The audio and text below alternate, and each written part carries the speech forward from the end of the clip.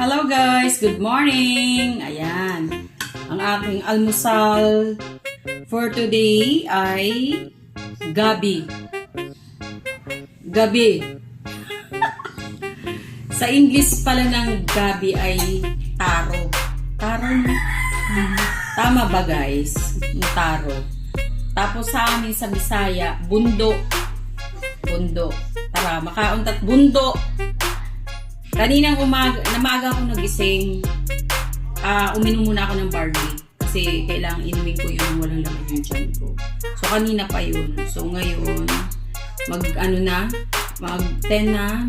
Yun, ngayon pa lang kakain ng solid. Ayan, bundo. Naglaga ako ng bundo. Kain tayo, guys.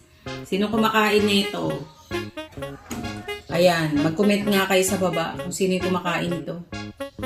Hindi lang to sa sinigang hinahalo Kasi naalala ko sa probinsya namin, ito rin yung ginagawa namin almusal. Sarap siya.